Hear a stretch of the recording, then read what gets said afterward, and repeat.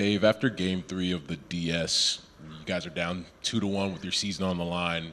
It could get really dark for a lot of teams there, and I remember you saying that you believed in those guys in that room. It might have looked different on the outside, but what do you think they proved to each other over the next 10 days?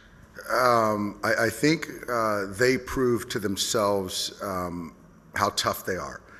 I think that when you get in a position that we were in against a division rival, against a very talented team at that point, it turns into a street fight. And it's, lose and go home, or you just fight like heck. And I think that that's what got us over the top in the DS, and also what bled into the fact, allowed us to finish these guys off in six games. We'll go to Jeff in the middle here, fourth row.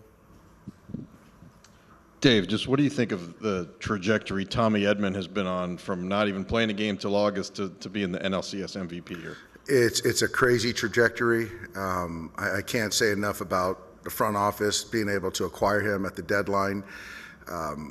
What he can do for us on the field, in the clubhouse. It's just amazing. And I never imagined, once we acquired him, he'd be hitting fourth in a postseason game. But I trust him. The guys trust him. He's made huge defensive plays for us and had huge hits. So I just very, very fortunate to have a player like Tommy. Go to the third row on the right. Hey, Dave. I know you're being second guessed on all your decisions all the time, and I'm just wondering how you kind of block out the noise, especially on a daily today where you got to make a bullpen game, and every pitching change carries the weight of the world, at least as far as the fans are concerned. Number one, I don't do social media, so that's the start for me.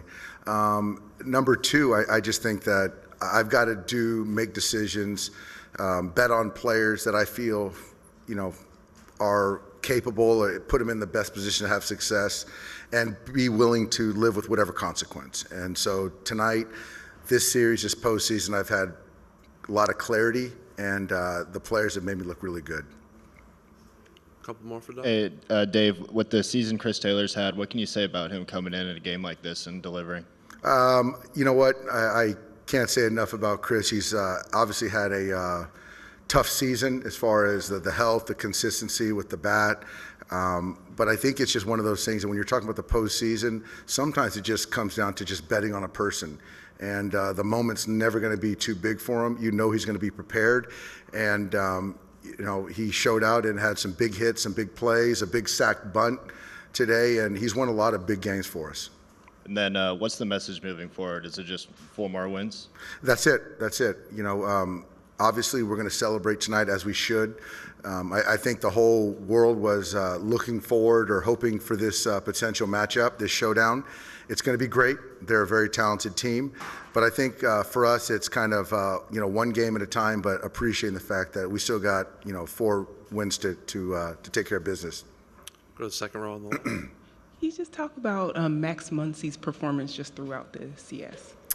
Max has been, he's a postseason player. I think that there's a lot said about what Kike does in the postseason, but Max is a guy that throughout his postseasons with us, he finds a different gear as well. He's an on-base machine. He controls the strike zone, and for him to, pivot from third base to first base, which he hadn't played in a few years, also speaks to his ability and his talent. And it's not easy to make up for a loss of Freddie Freeman, but Max has been able to help us make that transition a little bit easier. Take one more here in the third row. So, Dave, you had a 7-4 ball game. Trinan comes in the 8th. I know they tacked on 3 more in the bottom half to sort of ease the burden a little bit. But had it stayed the same, did you have any backup plans? That was my only plan right there. So, from the first inning, the first pitch, I had a lot of contingency plans. But at that point, we were going to ride or die with Blake. All right, thanks, Doc. And last thing, I just want to congratulate Carlos and the Mets. They've had a tremendous season, and they fought hard. And I just think Carlos does a great job with that club. So, yeah. Thanks, Doc. We'll see you in a few days.